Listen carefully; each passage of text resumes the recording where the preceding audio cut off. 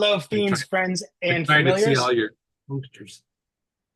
Can you get a good look behind me? I've got a myriad of stuff behind me, but I'm joined with Yeah. John Gulager, writer and director of Cemeteries, and someone who shouldn't need any introduction to horror fans, as I can speak from personal attestament that I'm a huge fan of your first film, Feast. So, John, Thank thank you for spending some time with us. Yeah. Well, I don't have too much time with you, John, so I'm going to jump right into the questions. But the first one is, as far as your inspiration for the film, I'm curious to know kind of how you and your co-writer came together around this idea. It feels a bit like The Undead meets The Magnificent Seven, but I'm more curious to hear your take on how you came around to this idea for Seven Cemeteries. Well, that's exactly it. I think, well, the main thing was having Danny in a movie. And that was the number one inspiration. But the idea of Magnificent Seven, but also Seven Samurai, which is like it kind of copied the title a little bit from that. Uh, Seven Samurai, the whole thing of saving the ladies' farm, and but then also having to raise the little army, such as it is, against the real army of bad guys. It's a simple setup, but it's kind of tried and true. I also love the getting out of jail and just getting caught up in stuff trope. Is like the getaway. Where Steve McQueen gets out of jail, and then we used one of the lenses from that movie actually in this movie. But I love that kind of stuff too, always. But then yeah, so it's basically just it's very simple. Was very simple. That's the pitch, and it's what we did. I mean, you Al- mentioned it's kind of Although like a. obviously the Oh, go the ahead. the posse is like living impaired people, but you know but it's the same game. Well, I mean, you did kind of mention this a little bit that it is kind of a tried and true to some extent, but I think the execution of it is actually what's most interesting in that we have a lot of variations of this kind of reluctant hero, anti-hero, even being brought back into a role he wished he wasn't in any before. But I think the combination of having this set up with their posse being people that are not alive, unalived, and then of course battling the drug cartel that's taking over home farm, I think it just puts it more in a present moment that I think a lot of people will resonate with. And you have a lot of character actors in the film, and I was curious to Yeah. know, given that you have so much experience in the industry, what's it like directing folks that have just as much and in some cases more experience working on film sets? Do you just kind of let them do what they want, or how much of this is Well, direction versus script? yeah, I think mostly it's in casting, and then you have these people. They're experts. They're professionals. So as the director, you just kind of help them if there's a situation, but you're just solving some problems, and basically you've hired them to do their thing. And you know, I would say, 99% of the time, their idea of what they're doing is the right idea. You could look at someone like Sal Lopez, the bad guy, and you know, what are you going to say Right. to him? He's everything he does is gold. To me, I mean, I'd everybody agree. was. Um, and so yeah, you just you give a hint, if there's some kind of character thing, or if there's even a physical thing that you need them to do, well, you tell them that. And but they're also coming up with things nonstop. The actors like Efren, he had a little book that he'd carry around with him. It's the one he sketched in. And he just writes ideas for his character throughout the whole shoot. And then he'll go, John, what do you think if this happened or if that happened, to me? And so, 50% of them, you can't do. And maybe, there's 10% that are gold, and but it's just the actors are constantly thinking about their characters and how they're going to do things and stuff. They work stuff out, at home in the bathroom, whatever, just thinking about it, and they bring that to the set. And yeah, I mean, it's kind of the nice thing there's working not a about with lot. character. Go Yeah, ahead, there's Jen. not a lot you totally have to do. You just have to keep the train moving, but also you have ideas and also how you're going to shoot it and stuff like that. Sam, the cinematographer, we love this kind of old Terry Malick approach, like from Badlands and Days of Heaven and that kind of thing. And so we kind of incorporate that kind of stuff in there a little bit as much as we can, and so yeah, the actors, you know, it's in the casting mostly, It's and kind of the some of nice it's thing on about. some is on purpose and some's by accident. You know, sometimes someone's not available and this other person steps in, and then you're like, oh, I love this person. That kind of thing, or boy, this person's really gripey, but then their character's really gripey, and then you see them again later, and they're like so sweet, and you realize like, oh my god, that was just their thing. They were doing I they were mean, in it's that almost the headspace. nice thing about working with those character actors is that they kind of bring that experience of having to be all in on this kind of one very small thing. So it doesn't probably have as much direction. And I know you spent a lot of time on, as a cinematographer in between, directing. I'm curious to know kind of how it was taking a step back from that just to focus on direction and writing for this one. Well, you know, it's overwhelming when you try to do both, especially on a film that has a set time, amount of time and money that you can spend on it. So as they always say, there's an army of people that make a movie, and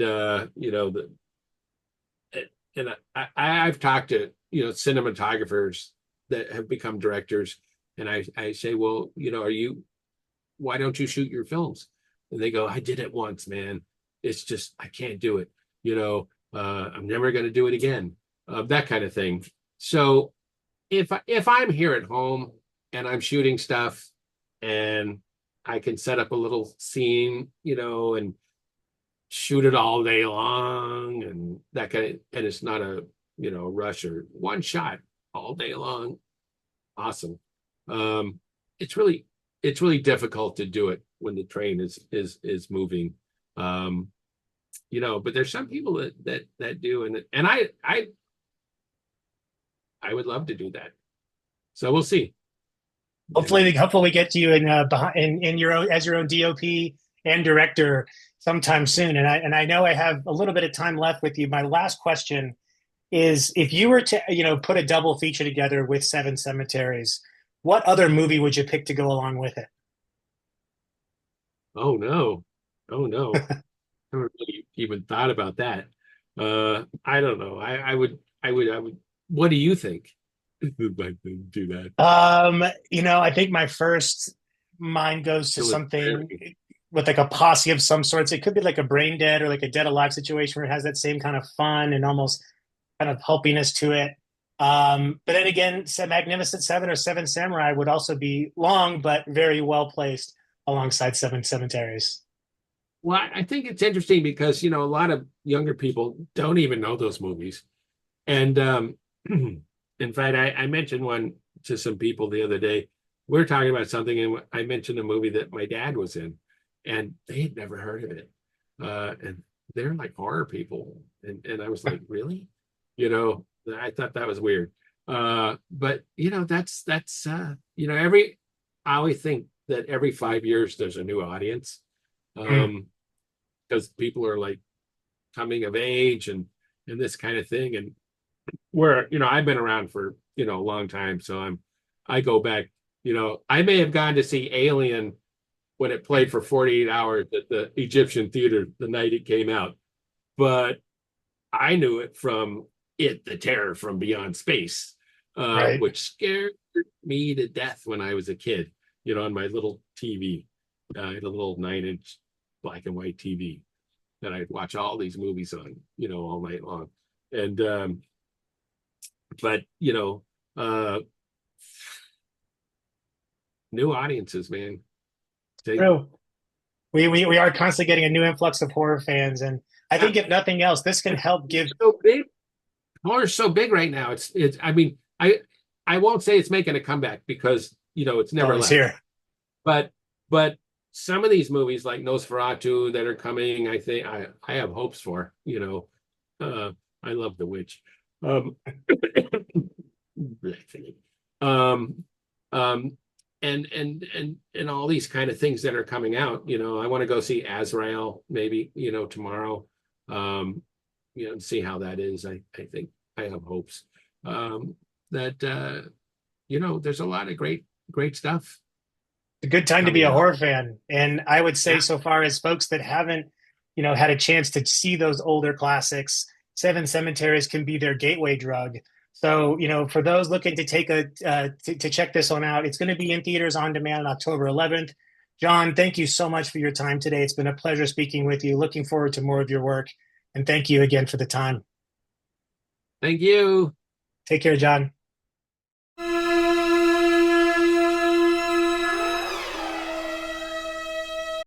Hello, fiends, friends, and familiars. This is your old pal, Matt Orozco from Macabre Daily, and I am beyond excited to be joined by someone who I hope doesn't need much of an introduction, but nevertheless is Efren Ramirez from Seven Cemeteries. How you doing today, Efren? Pretty sweet, pretty sweet. I love it. Who's got two thumbs and doing pretty sweet? Efren is. So, Efren, we're here to talk about your new film coming out this Friday, Seven Cemeteries. You play Miguel. I only have a little bit of time, so I've got a handful of questions for you. The Okay. first one being, I talked with John Gulager last week a little bit about this, and he mentioned that you have a habit of passing notes when you've got some ideas. So I'm curious, kind of how much of that, how much note passing actually ended up in the final cut of the film. You get well, I gotta tell you, I have not seen the final cut of the film. I haven't. So Uh-oh, I have. So I wish I knew what notes you were passing. I could play middleman here. there's so I mean, as an actor, you the minute you get a script, and we know that the script is just sort of like a roadmap to what the world is, and you start to embrace not only the world of, but the character's history, and you start to live that life. As funny as it sounds, because in this case, with this character, it's live that death. I mean, I just thought that was great to hear how your creative process kind of shows up in the spur of the moment ideas that you come up with. And, I was curious to know, you wear so much of you're in prosthetics most of the time for this movie. And I'm wondering kind of what was the makeup process like? How long did you spend in the chair? And were there any snags you ran into along the way? Well, we did it for a little over 2 hours, and I mean, I I enjoy hiding behind all my characters. So, if I could disguise myself as much as possible, then I've done my job as an actor. You know, but I also love the fact that a character like Miguel he's a heavy romantic, and he definitely is still madly in love, whether better for worse, for life and death, madly in love with the witch, his wife. Um, and it's you're working on the inside of having to understand the just a moment of who this character is. I forget that with the hours of the makeup of what I look like at the very end. I mean, from the prosthetics and the goopiness of my teeth and my body parts that are like falling apart to to like even the eyes that when they came into contact. There's a moment where we were shooting at night, and I was bumping into everything because I couldn't see. I mean, I wear glasses for Pete's sake. So I'm like, I am like the worst zombie ever, because I'm just bumping into everything. And they're like, this zombie is, he's got to go. He's very clumsy. Maybe the most realistic. I feel like most zombies would just kind of be aimlessly hitting things like a human bumper car or something like that. Um, and to be fair, your wife in the movie, the witch, in this case, she had a deep amount of love and respect for you, wanted to keep you around. So it was a very tender love story that you were kind of speaking to there. And I'm curious if there are any jokes that, because you play very much a little bit of the comedic relief in the film, although it's got tons of jokes from all different people. I would say you definitely deliver a good chunk of the laughs. Were there any jokes that didn't make the cut, or that John was like, "No, we can't get away with that, Efren. That's not going to make it." There's a lot of inspirational wittiness about Miguel that I'm hoping that they've kept. But there are also some funny moments that I don't know when we were in the back of the truck when I was sitting in the back of the truck and Danny Trejo's character is fighting with Lou Temple and Vincent and they're just going at it inside the truck and I just made the choice to sing Home on the Range, but I called it Home on the Strange, and to make it sort of a musical moment for my character to when in Rome, right? And then that's when we get to an accident and all these body parts are flying everywhere. So I don't know if that ever made it into the film. There's another moment when I think we're trying to bring somebody back from the dead. Um, and so I'm sitting down writing my poetry or drawing because my character is such an artist. And Gulager, the director, had all these bones coming down, falling off from some kind of explosion, and I had to come up with all these lines, and it got too gory, and I don't know. I'm not too sure if they kept it or not, but it was a bit too much, and I thought so too. And I said, but look, it'll probably be in the cutting room floor, or it'll be in direct to DVD, like in the excerpts. So who knows? Yeah, there's no wasted film these days because everything that doesn't make the final cut is just a special feature. So we usually get it at some point. Uh, Now a couple of other questions for you, yeah. Efren.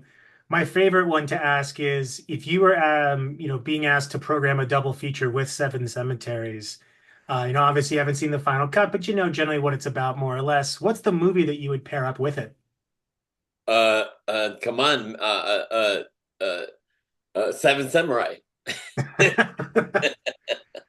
Be a long double feature for sure, but one I think would people get a lot out of, seeing kind of the evolution of that story moving into a totally different genre and circumstance. Yeah, it'll make them think and sit and just go, how, they're they're relatable in such a way. You're going to create cinephiles out of everyone with that double feature, I'm sure of it. And it was great, as we report on a lot of genre films here, and so it was fantastic to see you doing genre work. I know you cover a lot of different genres, not just the horror and kind of and the like. But do you have any plans or any news about any other features you're going to be doing in the horror, sci-fi, or adjacent arenas anytime soon? Well, I've been approached for several years now about doing horror. There's one, I think I'm allowed to say, and because it's your field, they really want to make an American werewolf in Mexico, but then that I know, I mean, but I would that watch it.